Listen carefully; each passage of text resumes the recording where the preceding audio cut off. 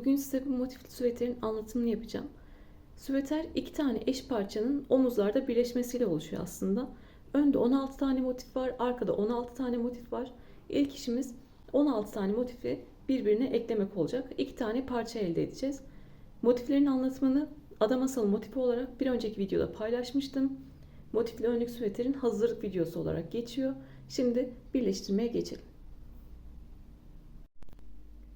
İp olarak Alize Cotton Gold'un 67 numarasını kullandım. Mum ışığı rengi. 2.75 milim tığ kullandım. 2 milimle de gizlemem gereken ipleri gizliyorum. Dediğim gibi iki tane 16 motifli parça yapacağız. Ben birincisini ördüm. İkincisini sizinle beraber öreceğiz. Böyle tekrar göstereyim. Önde 16 motif var. Arkada 16 motif var. Ben bunun arkasını biraz uzun yaptım. Arkasını uzun yapmayıp da eş yapsaydım önünde arkasında giyebilirdik. Önü arkası olmayacaktı. İki şekilde de kullanabilecektik. Siz de uzun yapmak isterseniz benim gibi gösterdiğim gibi uzun yapabilirsiniz. Yoksa ikisini de aynı boyda yapabilirsiniz. Burada örgülerde kullandığım yetişkin beden ölçü tablosu var. Mesela benim bu süveterim genişliği 49 santim oldu. 38-40 bedene olabiliyor. Ama bu süveter özel yanlarda ip olduğu için bedenimize göre ayarlama yapabiliyoruz. 42 bedene de olabilir. Şöyle tekrar göstereyim. Ekran görüntüsü alabilirsiniz. Buradaki motiflerin genişliği, 5 sıralı motiflerin genişliği 10 santim. Zaten motifler yan yana 4 tane 40 santim etmiş oldu. Burada lastik kısımları da öreceğiz. Lastik kısımlarıyla bedeni daha da büyütmüş olacağız. Siz de ben 2.75 milim kullandım. Daha büyük bedenler için 3 milim, 3.25 ya da 3.5 kullanabilirsiniz. Ya da motif sırasını artırabilirsiniz. Ben 5 sıra ördüm. Siz 6 sıra örebilirsiniz. Öyle öyle bedenini büyütebilirsiniz. Daha küçük istiyorsanız 2.5 milimle örebilirsiniz. Tığ numarasıyla bedende değişiklik yapabilirsiniz böylece. Süveterde ilk önce motif birleşimini göstermek istiyorum. Dediğim gibi ilk parçayı ben ördüm. İkinciyi beraber öreceğiz. Motif videosunda detayları yazmıştım.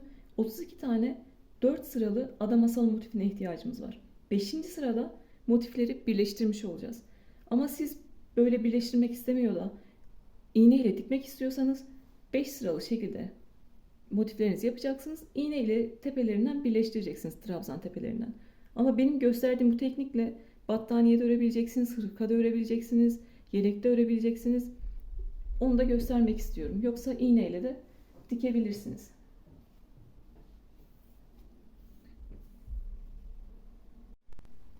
Motifleri böyle 4 sıra şeklinde hazırladık. Dediğim gibi iğne ile dikecek olanlar 5 sıralı yapmalı. İlk önce 4 motifi üst üste ekleyeceğiz. Herhangi bir köşeye ipimi bağladım. 3 zincir çekiyorum ve ipimi de araya yediriyorum. Bu 3 zincir bir ikili trabzan olarak kabul ediyoruz.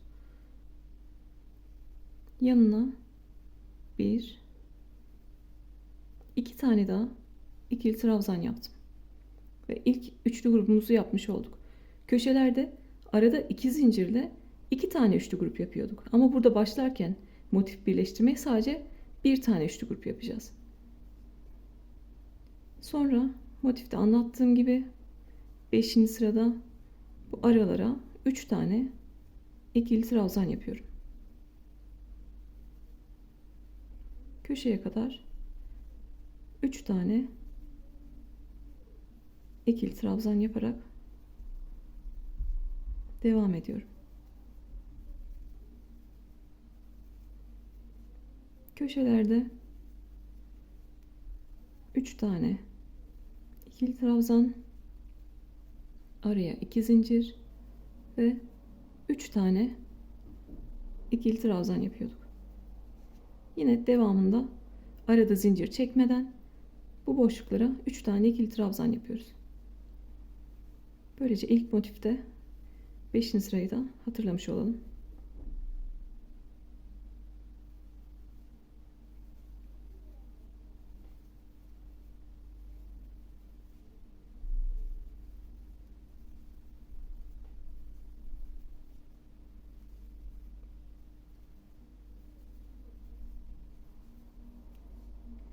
Köşeye geldim.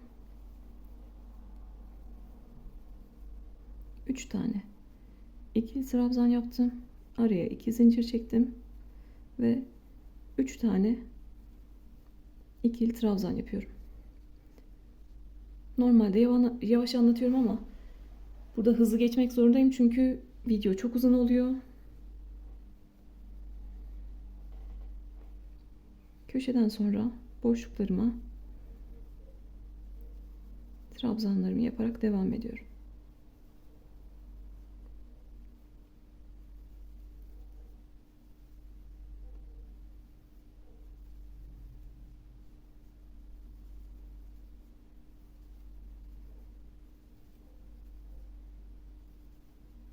Köşe boşluğuma geldim. 3 tane ikili trabzan yapıyorum. İlk motifimde 3 kenarı ördüm. Bu ve bu köşede sadece bir tane üçlü grup yapıyoruz. En son motif bitiminde, parça birleşimi bittiğinde burayı da tamamlamış olacağız. Üçlü grubumu yaptım. Araya 2 zincir çektim. Tığın başına doladım ve parmağımla tuttum. Motifim düz yüzü bana bakıyor. Başka bir motif aldım. Herhangi bir köşesinden giriyorum. Tığın üzerinde 3 ilmek var. İkisini birlikte aldım. Tekrar yapıyorum. 2 tane zincirimi çektim. 4 sıralı motifimden bir tane daha aldım. Düz yüzü bana bakıyor. Tığa ilmeğimi doladım. Parmağımla tuttum. Herhangi bir köşesinden tığımı geçirdim. 3 tane ilmeğim var. İkisini birlikte alarak bir tane ikili trabzan yaptım. Bu köşeye de 3 tane ikili trabzanımızı yapıyoruz. Artık bu noktada iki motif birleşmeye başlayacak. Düz yüzleri böyle. İç yüzlerin birbirine denk gelecek. Artık buradaki boşluklara batarak iki motifi birbirine eklemiş olacağız. Ve bu üçlü gruplar da karşılıklı denk gelmiş olacak. Üçlü grubumu yaptım. Buraları özellikle yavaş anlatıyorum. İlk boşluğuma girdim. İpimi aldım ve çektim. Bir tane zincir çekerek burayı sağlamlaştırıyorum. Burada da bir sonraki boşluğa 3 tane ikili trabzan yapıyorum. Buraya ipimi çekip zincirle sabitliyorum. Buraya geliyorum ve 3 tane ikili trabzan yapıyorum. İpimi aldım. Bir zincir çektim. Karşıya geçtim. Boşluğa 3 tane ikili trabzan yaptım.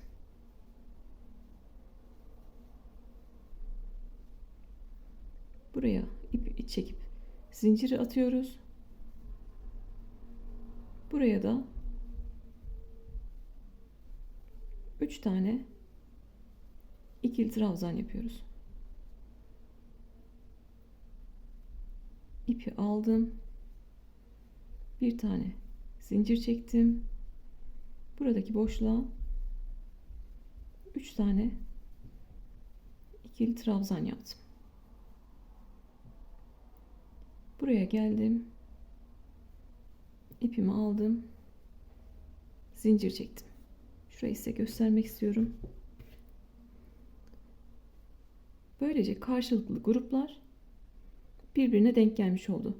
Artık burası köşe noktaları. Onlar da birbirine denk geldi. İpimi zincirle sabitledim. 3 tane ikili trabzan yapıyorum köşeye. Burada bir zincir çekiyorum. Köşeye geldim ve kaydırdım.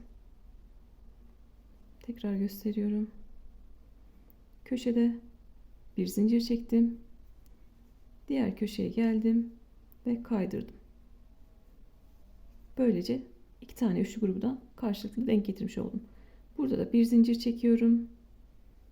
Aynı köşeye 3 tane daha ikili trabzan yapıyorum. Köşelerde arada 2 zincirle 3 trabzan yapıyorduk. Arada zincir yok. Yine 3 kenarı örüyoruz. Motiflerde sonuna kadar 4 motifin sonuna kadar sadece 3 kenar örülecek. Bu kenarları örmüyoruz.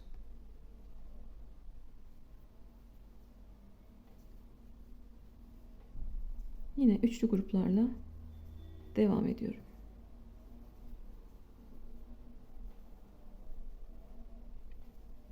Dediğim gibi 5. sırada bunu anlattığım için motifte bir önceki videoda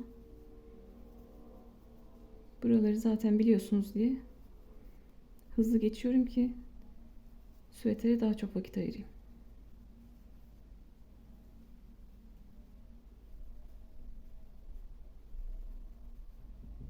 Köşeye grubumu da yaptım. Bu kenarı da yapıyoruz.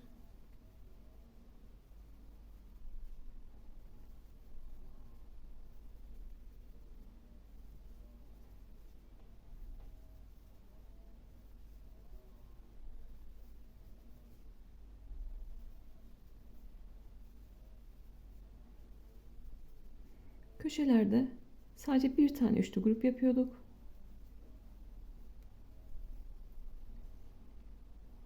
Tekrar alttaki yaptığımızı tekrarlayacağız. Burada 4 sıradan oluşan motifim var. Artık gördüğünüz gibi hem 5. sırayı ördük hem de motifleri birleştirmiş olduk. 2 zincir çektim. İpi sağa doladım. Herhangi bir köşeden girip bir tane ikili trabzan yaptım. Köşeye 3 tane ikili trabzan yapıyorum. Düz yüzleri bize bakacak. Şimdi böyle ters yüzleri birbirine bakacak şekilde birleştiriyoruz. Burada örme işlemini yapıyoruz. 4 sıralı motifte, 5 sıralı motifte de ipi çekip bir tane zincirle sağlamlaştırıyoruz. Boşluktan girdim, ilk boşluğumdan ipimi aldım. Bir zincirle sabitledim. Bu aradaki boşluğa 3 tane ikili trabzan yapıyorum.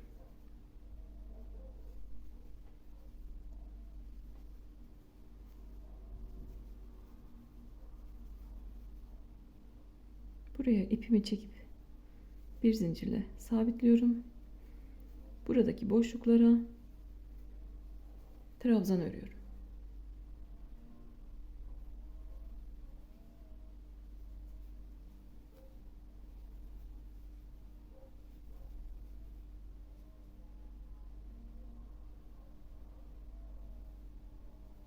Köşeye geldim. 3 tane ikili trabzanımı yaptım. Araya bir zincir çektim ve diğer motifin köşesine kaydırdım. Tekrar bir zincir çektim ve bu üçlü grubumu tamamlıyorum.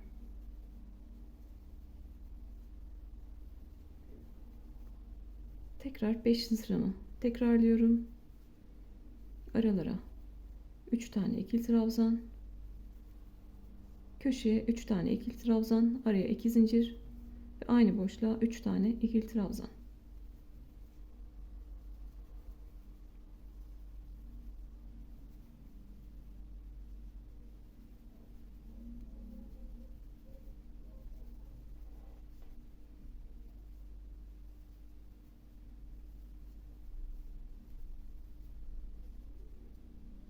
Köşeye kadar örmeye devam ediyorum. Köşede de bir tane üçlü grup yapıyorum.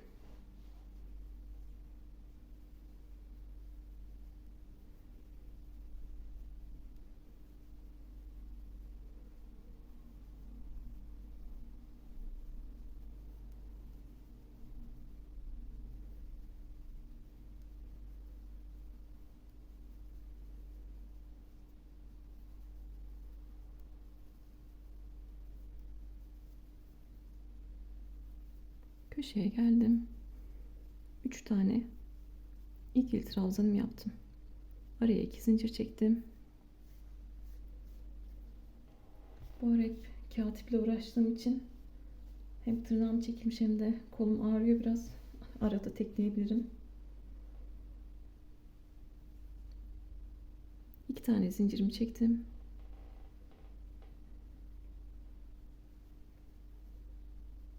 Diğer motifimin köşesine 3 tane ikili trabzan yapıyorum.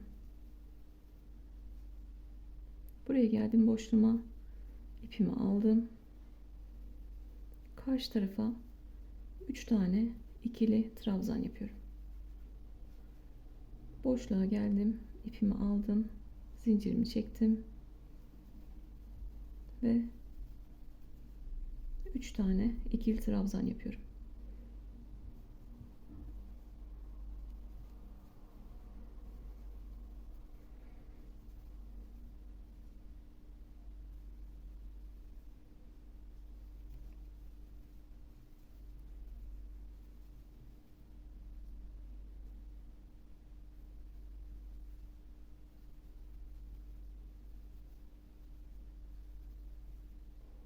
Köşeye geldim.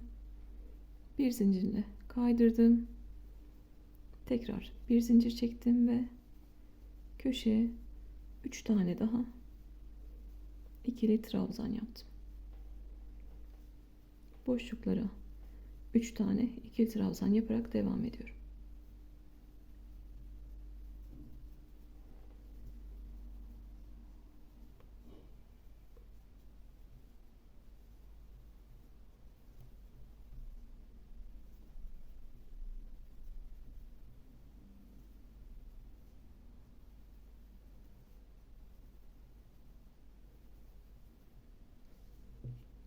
Burada sadece iki kenar ördüm. Son motifimiz olduğu için, 4 sıralı yaptığımız için. Siz burada mesela battaniye yapacaksınız. Kaç sıra yapmak istiyorsanız, kaç tane motif kullanmak istiyorsanız aynı gösterdiğim gibi 3 kenarını örerek üstüne motif ekleyeceksiniz. 3 kenarını örerek üstüne motif ekleyerek istediğiniz kadar uzunlukta yapabilirsiniz. Ama bizimki boyu 4 sıradan oluştuğu için sadece buraya kadar ördük. Dediğim gibi en son noktada bu 3 kenarı örerek eksik kalan kenarlarımızı tamamlayacağız. Şimdi artık motiflerimizi aşağı doğru ekleyeceğiz. Tığımı geçirdim. 2 tane zincir çektim. Motifimi aldım. Yine düz yüzü bana bakıyor. 3 tane ikili trabzan yaptım. Burada artık dediğim gibi aşağı doğru ilerleyecek. Yani buradaki boşlukları karşı karşıya getireceğiz.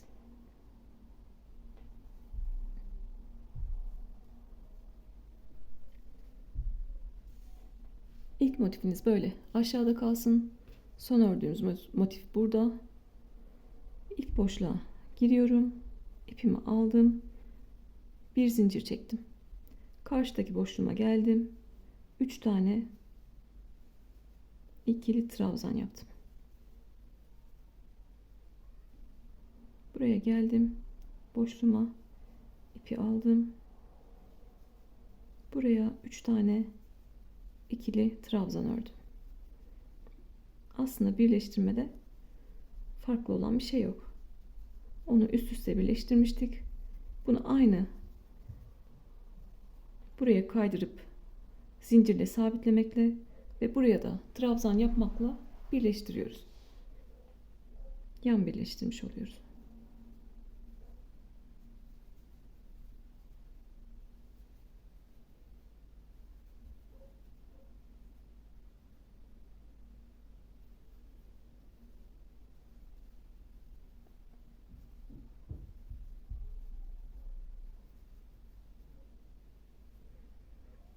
Burada köşeye 3 tane ikili trabzanım yaptım.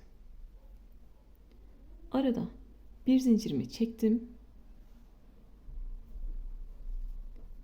Burada İki tane köşenin birleşim yeri var.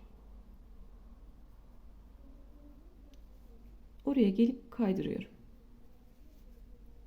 Bir zincirimi çektim. İki tane köşenin birleşimine ipimi kaydırdım. Tekrar gösteriyorum. Motifleri, ilk motifi yan yana birleştirdik. Köşeye geldik. Bir tane üçlü grup yaptık.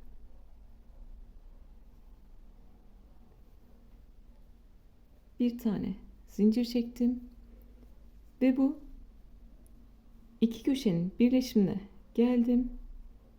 İpimi geçirdim ve kaydırdım. Tekrar bir zincir çektim. Aşağıya doğru birleştirmiştik karşılıklı.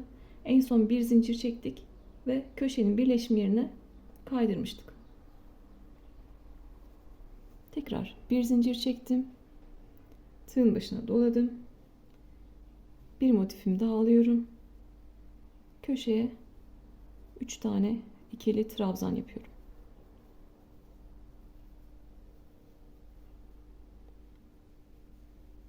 Boşluğuma geldim. İpimi aldım. Bir zincir çektim. Elimdeki motife 3 tane ikili trabzan yaptım.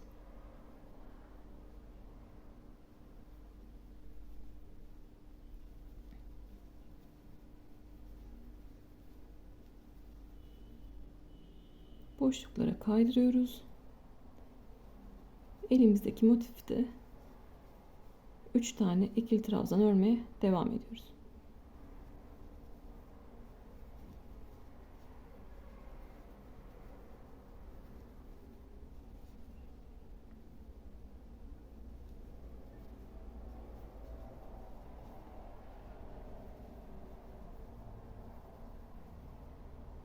Üç tane ikili trabzanımı yaptım köşede.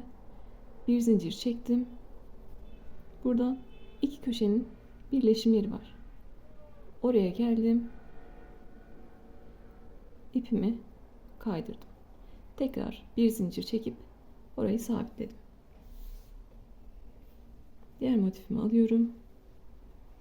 Köşeye 3 tane ikili trabzan yaptım.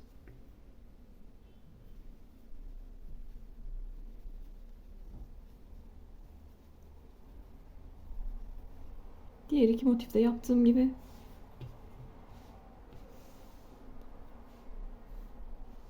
buralara kaydırma yaparak bir zincir çekiyorum. 4 sıralı motifteki boşluklarıma da 3 tane ikili trabzan yapıyorum.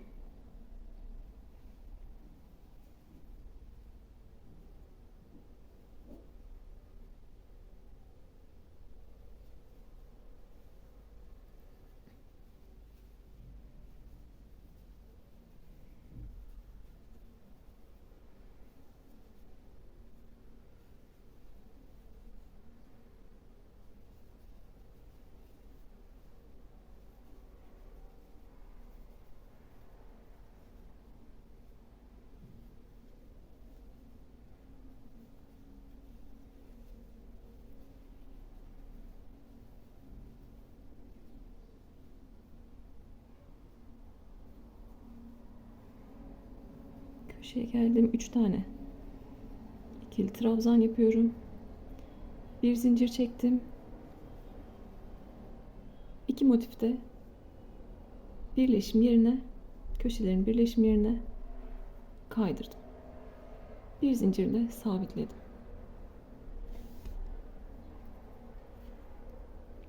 Dördüncü motifimi de aldım. Bu sıradaki son motifim. Aşağıya doğru birleştirdim.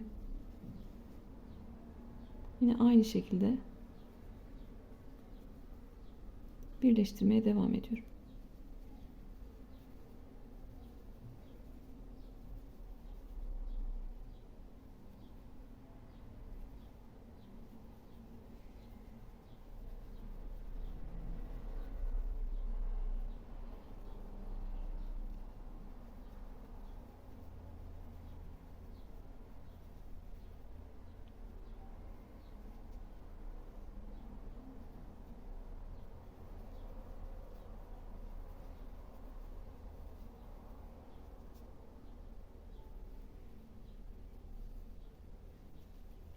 Köşe boşluğuna geldim.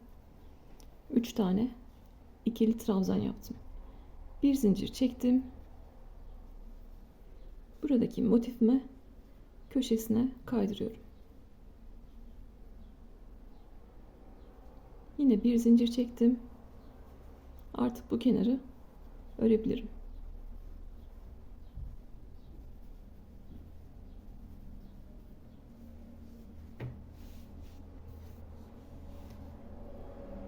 Motiflerimizi birleştirmeye bu motiften başlamıştık. Üç kenarını örerek yukarı doğru çıktık. Artık motiflerimizi yan yan birleştirdik. Bu da bizim ikinci sıramız aslında. Motifi birleştirmek, battaniye de örseniz, hırka da örseniz, tek bir parça yapacaksanız sadece 3 aşamadan oluşuyor aslında. Yukarı doğru birleştiriyoruz. Sonra yan motifler ekliyoruz ve aşağıdan yukarı doğru motiflerimizi birbirine ekliyoruz. Sadece 3 aşama. Sonrası hep birbirini tekrar edecek.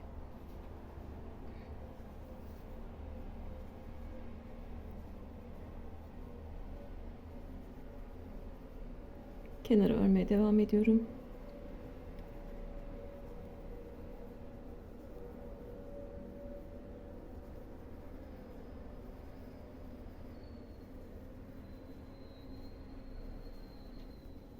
Hırkalarda ön parçaları sırta birleştirirken farklı birleştirmeler yaptığımız için özellikle tek parça dedim. Onu da başka bir motifli hırkada anlatırım. Ama benim bu gösterdiğim teknikle bir bütün battaniye yapabilirsiniz.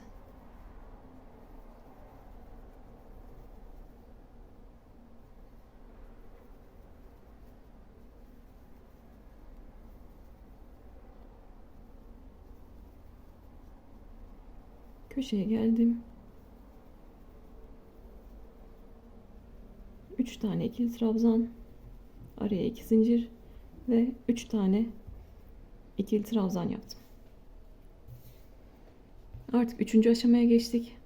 Dediğim gibi birleştirmeler hep kendini tekrar edecek. Bundan sonra 3. aşamadan sonra yan motifleri ekledikten sonra 3 kenarı örüyorum. Birleşim yerine kadar hiçbir birleştirme yapmadan örmeye devam ediyorum. En son köşeye de üçlü grubumu yapıp birleştirmeye başlayacağım.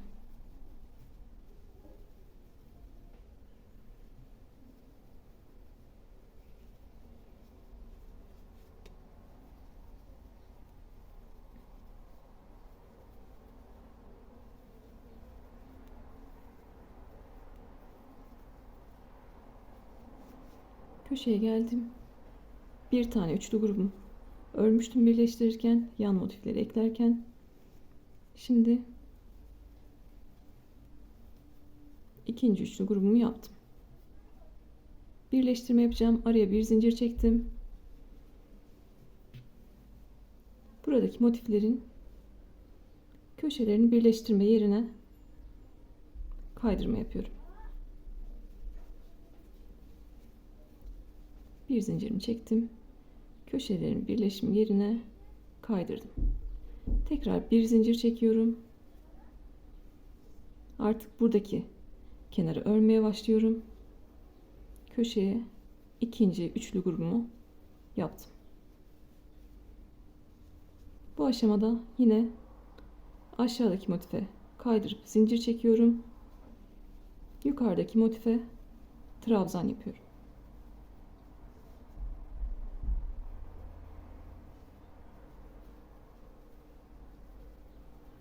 Hem motifleri birbirine ekliyoruz hem de 5. sırayı tamamlamış oluyoruz.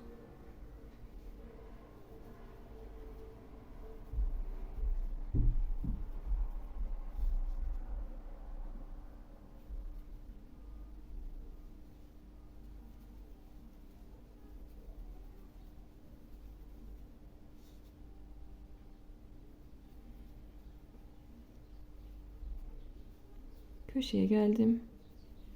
3 tane ikili trabzan yaptım. Bir zincir çekip alttaki motifimin köşesine kaydırdım. Bir zincir çektim ve bu kenarı da örmeye devam ediyorum. Gördüğünüz gibi 3. aşamada bir bütün şeklinde 5. sıramızı bitirmiş olduk. Yine devam ediyoruz. Bu köşeye kadar örüyoruz. Birleştirme yerine kadar birleştirip iki motifi birbirine ekliyoruz. Birleşim yerine kadar geliyoruz. İki motifi birbirine ekliyoruz. En son tepede bu köşe boşluğunda diğer motiflerimizi eklemeye devam edeceğiz.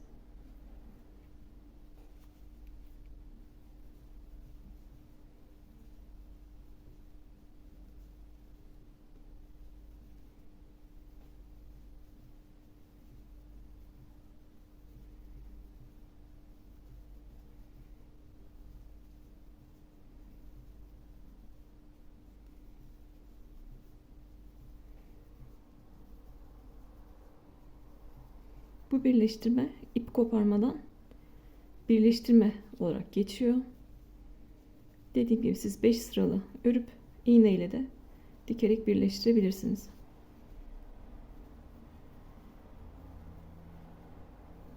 Ama genelde hırkalarda, battaniyelerde, yeleklerde bu şekilde birleştirmek daha kolay oluyor.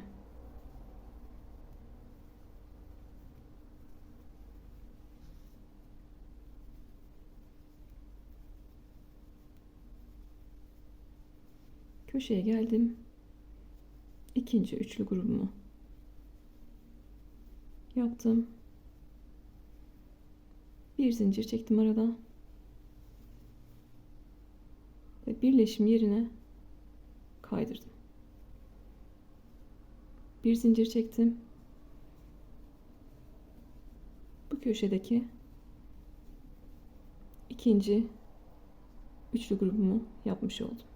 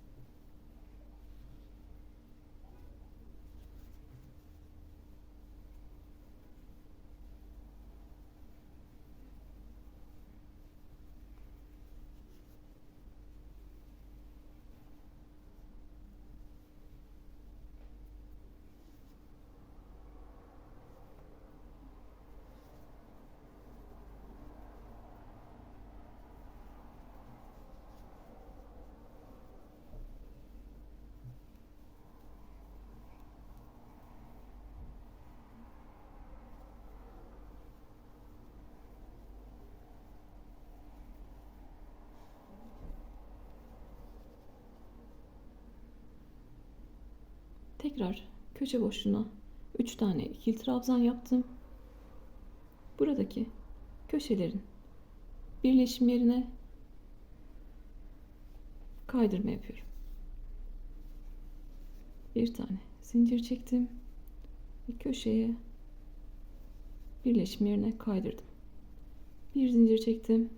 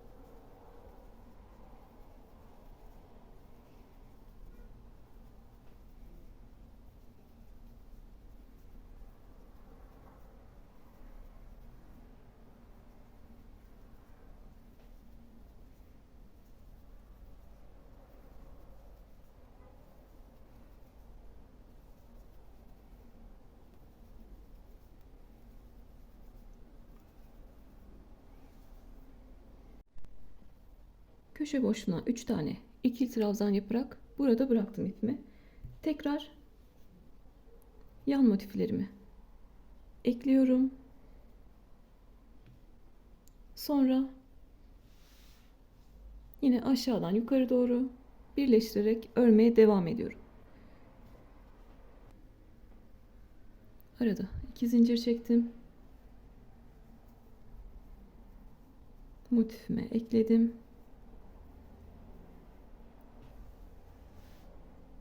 Sonrasında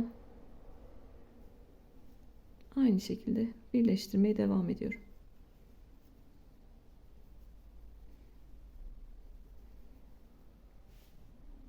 Bu ilk motifte ikinci sırayı tekrarlamış olalım.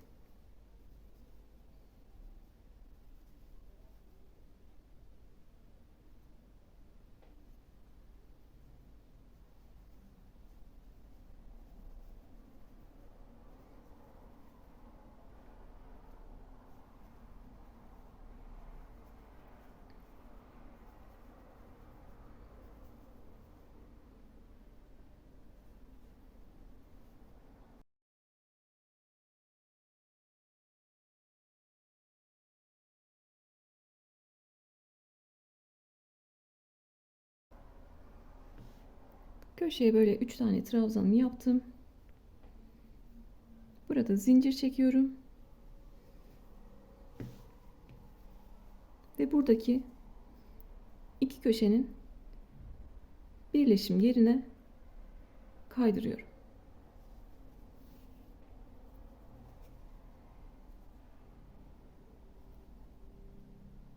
Kaydırdım.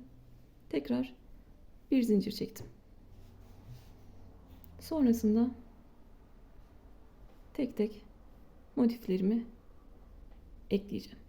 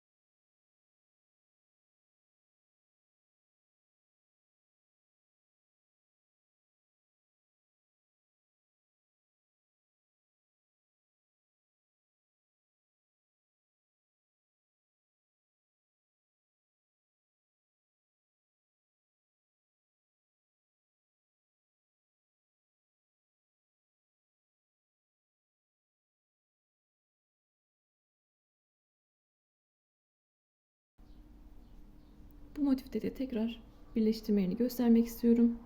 Köşeye ikinci üçlü grubumu yaptım. Birinci burada. İkinciyi yaptım. Araya bir zincir çektim. Köşelerin birleşim yerine ipimi kaydırıyorum.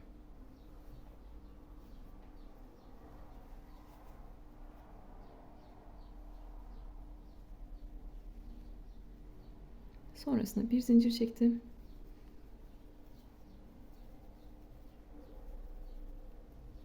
Alttaki ve üstteki motifleri birleştiriyorum.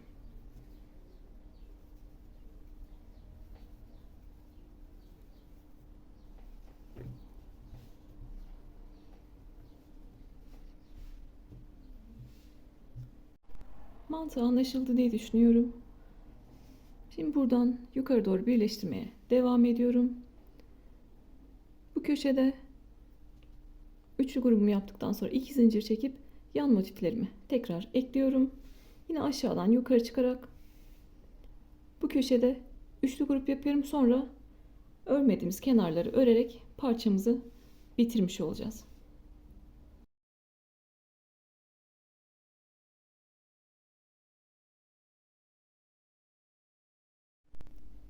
Söylediğim gibi 4 sıralı şekilde motiflerimi birleştirdim. En son bu köşede 3 tane ikili trabzan yaptım. Ve örmediğimiz iki kenarımız kaldı. Onu da örüp parçamızı başlangıç yerimizde bitirmiş olacağız.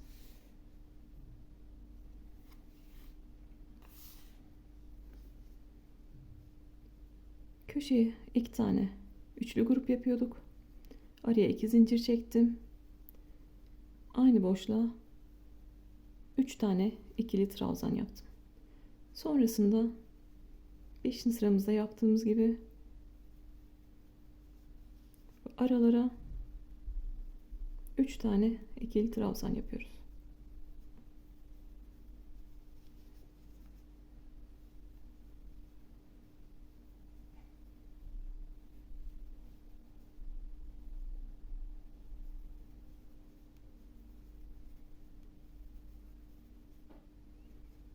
Köşeye geldim.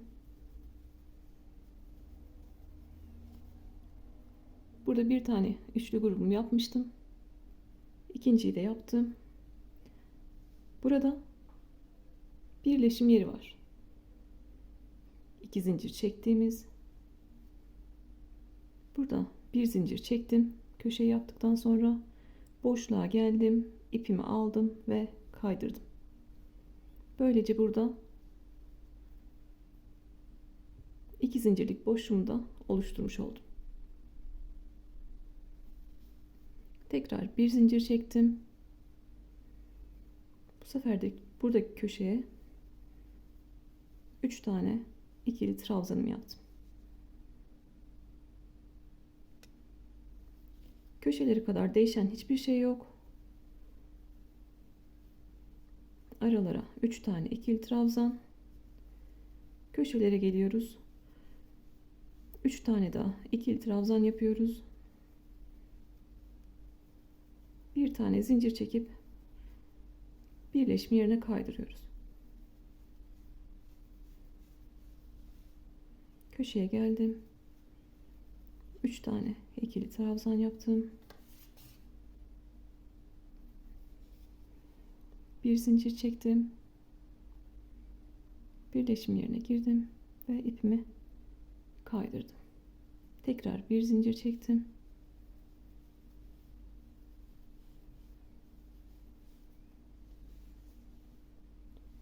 Bu şekilde birleşim yerlerine kadar geliyoruz. Birleşim yerinde köşede bir zincir çekerek kaydırma yapıyoruz. Sonra örmeye devam ediyoruz. Değişen hiçbir şey yok. Bu noktaya kadar örmeye devam ediyoruz.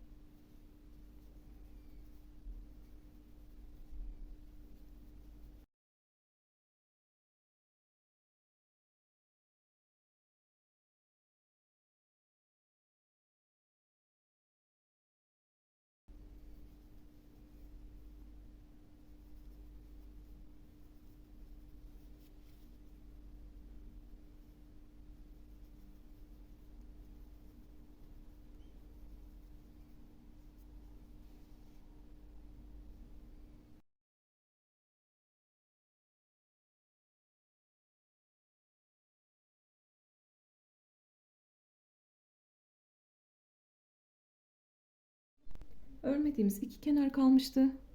Buradan başladık. Birleşim yerlerine bir zincir çekip kaydırdık. Devam ettik. Ve artık son köşedeyiz. Bu bizim ilk ördüğümüz motif. Buradan başlayıp bir tane üçlü grup yapıp üç kenarını örmüştük. Bu köşeyi de artık tamamlayacağız.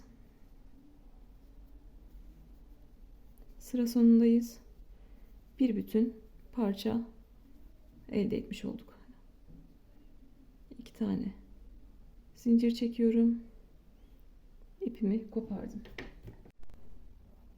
Son noktada 2 milimle düzgün bir bitiş yapacağım. Trabzan tepesi oluşturacağım. Çektiğim ilk 3 zincire değil, ilk yaptığım trabzanın tepesi var. Ona arkadan gireceğim. Parçamı çevirdim.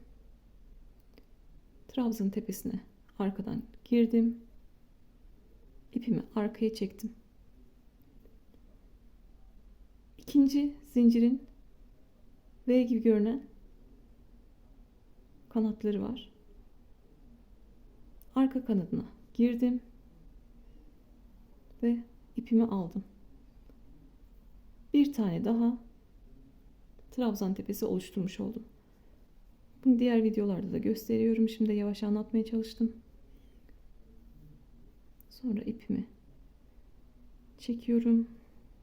Bir tane de zincir çekip sabitliyorum ki açılmasın.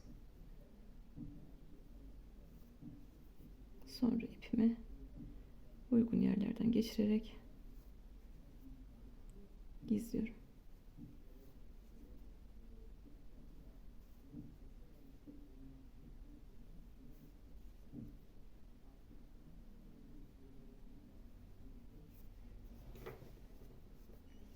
Esnettim. Dışarıda kalan ipi de kestim.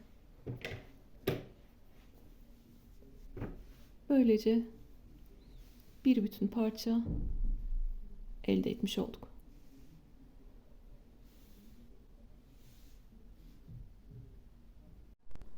Bir de özellikle yeni başlayanlara bu teknikle ördüğüm hırkaları, çantaları göstermek istiyorum ki anlatırken yavaş anlatıyoruz anlaşılabilmesi için, sanki zormuş gibi geliyor. Benim de bunun üzerine bir eğitimim yok ama böyle videolardan öğrene öğrene sonra böyle hırkalar, çantalar, büyük battaniyeler yapabiliyorsunuz. O yüzden ilkinde yapamıyorum diye vazgeçmeyin. Benim ilk ördüğüm hırka patlamıştı mesela, motiflerini yanlış yaptığım için. Sonra tecrübe sahibi oluyorsunuz. O yüzden vazgeçmeyin.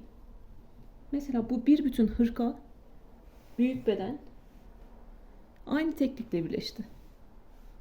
Ön parçalarını ördüm. Sırta birleştirdim. Kollarını 3 sıra halinde ördüm. Buraya birleştirdim.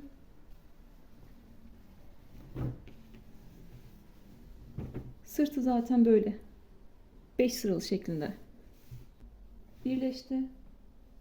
Mesela bunu kapşonlu yaptım.